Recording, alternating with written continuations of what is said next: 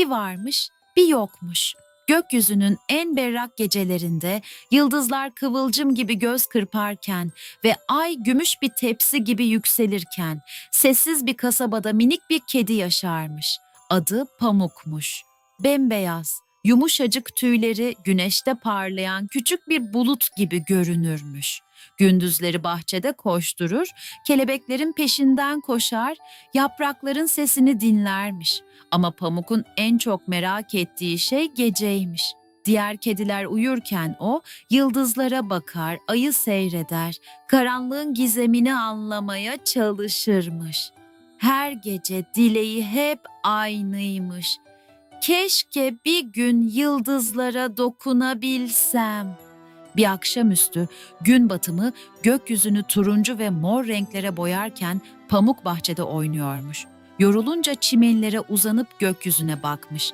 İlk yıldız belirince kalbi heyecanla çarpmış. Bu gece farklı olacakmış. Gece olunca ev sessizleşmiş. Pamuk pencereye zıplamış. Yıldızlar parlıyor, ay ışığı gökyüzünün en yüksek noktasında ışıldıyormuş. Tam o anda aydan ince, gümüş bir ışık sarkmış, sanki pamuğa gel diyormuş. Pamuk ışığa adım atmış ve aniden etrafı parlayan zerreciklerle dolmuş. Yavaşça yükseliyormuş. Ev küçülmüş, bahçe minyatür olmuş. Gökyüzü ise dev bir oyun alanına dönüşmüş. Kalbi mutluluk ve merakla dolmuş. Çünkü bu hayal ettiği yolculuğun başlangıcıymış. Pamuk ay ışığından yapılmış yolda yürürken yıldızlar dev bir bahçeye dönüşmüş. Bu yalnızca cesur yolcuların ulaşabildiği yıldızların bahçesiymiş. Toprağı siyah kadife gibi, çiçekleri ise altın, gümüş ve gökkuşağı renklerinde ışıldıyormuş. Pamuk etrafa bakarken tatlı bir koku almış. Lavanta, vanilya ve gece çiçekleri karışımıymış. Bahçede minik yıldız böcekleri etrafında dönmüş, çiçekler fısıldayarak dilek ve umutları paylaşmış.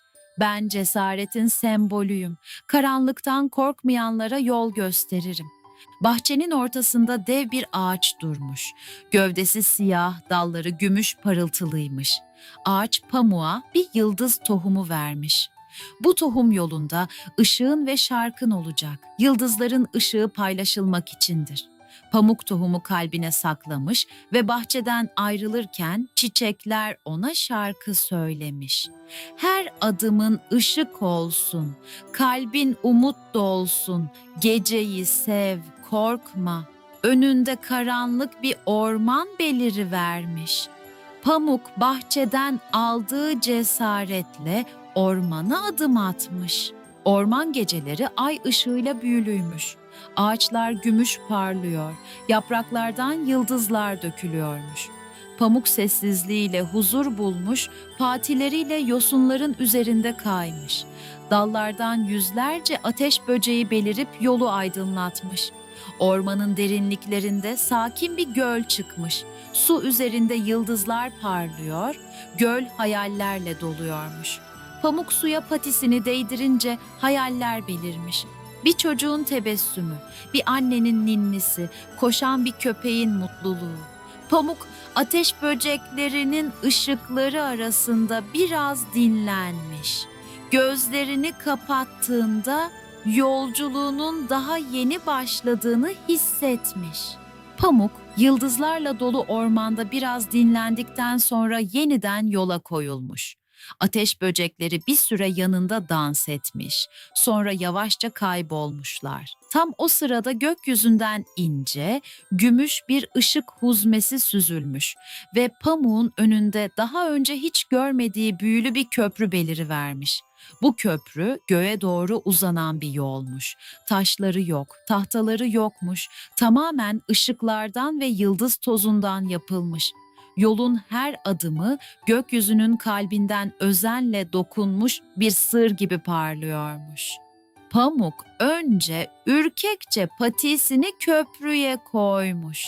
Ayaklarının altı sağlam hissetmiş ama her adımında hafifçe titriyormuş. Sanki köprü onun adımlarını kalpten hissediyormuş. Adımlarını yavaşça artırmış ve göğe doğru yükselmeye başlamış. Aşağıya baktığında orman küçülmüş, göl bir gümüş tabak gibi parlıyormuş. Ağaçların dalları karanlıkta sadece ince çizgiler gibi görünüyormuş. Bulutların arasından geçerken pamuk gibi yumuşacık bir esinti tüylerine dokunmuş. Serin ve tatlı bir rüzgar sanki pamuğu selamlıyormuş. Köprünün ortasına geldiğinde büyük bir kapı belirmiş.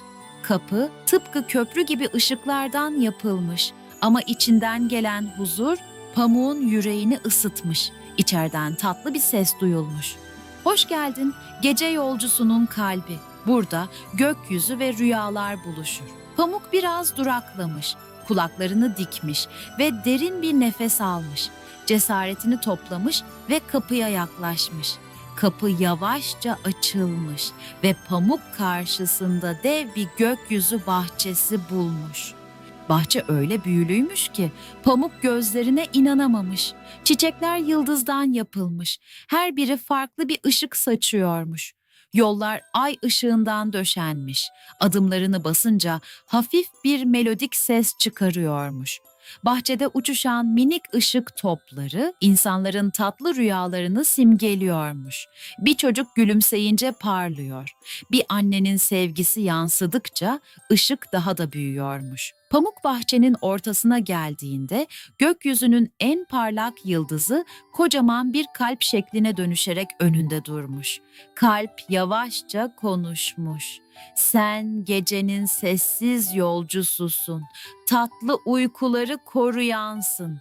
Buraya kadar geldin çünkü kalbin artık ışıklarla dolu.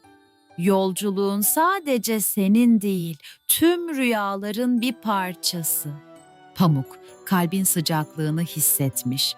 Bir yandan kendini çok küçük hissetmiş. Koca evrenin içinde minicik bir kedi olduğunu fark etmiş. Diğer yandan çok büyükmüş. Çünkü kalbinde koca bir bahçenin ışığını taşıyormuş. Kalbin huzuru pamuğun tüylerini okşamış, gözlerini kapattığında tüm gökyüzü sanki onu kucaklamış gibi hissettirmiş.